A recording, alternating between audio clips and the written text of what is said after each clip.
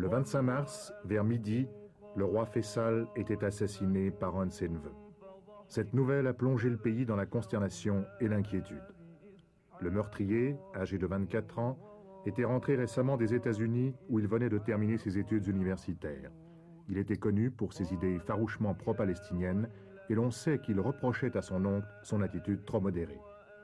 Était-ce le mobile de son crime? Personne ne peut sérieusement répondre aujourd'hui. En Occident, la politique de Faisal était considérée comme un facteur de modération dans la poudrière du Moyen-Orient. À l'intérieur, il avait su assurer l'équilibre entre les provinces les plus importantes et les tribus les plus influentes. Son habileté politique lui avait permis de jouer les unes contre les autres les tendances progressistes et les forces les plus réactionnaires. Finalement, en fin tacticien, il a permis à son peuple de sauter du Moyen-Âge à la deuxième moitié du XXe siècle en préservant la monarchie absolue. Le jour de l'enterrement, dans le principal parc public de Riyad, des tentes ont été dressées pour recevoir les délégations étrangères. Les principaux chefs des États arabes sont venus saluer la dépouille de celui qui a été depuis la mort de Nasser l'un des principaux leaders du monde arabe. Anwar el-Sadat a été le premier chef d'État à atterrir à Riyad. Depuis 1972, le rapprochement de l'Égypte et de l'Arabie saoudite a profondément modifié l'échiquier du Moyen-Orient. C'est Faisal qui a poussé Sadat à renvoyer les conseillers militaires soviétiques. En contrepartie, l'Arabie saoudite a payé de nombreuses factures d'armement pour l'Égypte. Autre leader du monde arabe, Wari Boumedienne. On sait que les liens entre le président algérien et le roi Faisal se sont particulièrement affermis depuis la guerre d'octobre.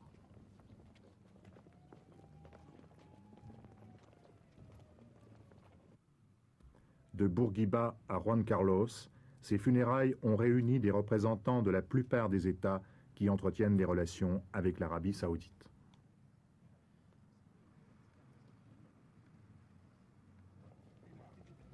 L'arrivée simultanée du président Assad de Syrie et du roi Hussein n'est pas passée inaperçue.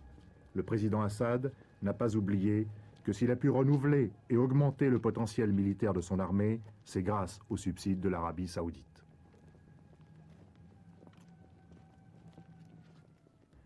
Yasser Arafat, qui avait rencontré Faisal quelques heures avant sa mort, paraissait très affligé.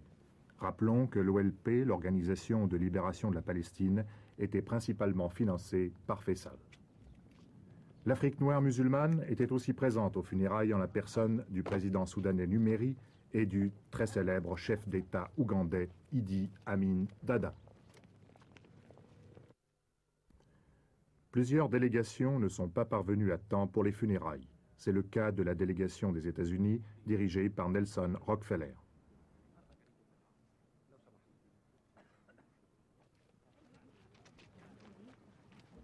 Le nouveau roi, Khaled Ben Abdulaziz, conduit la marche mortuaire.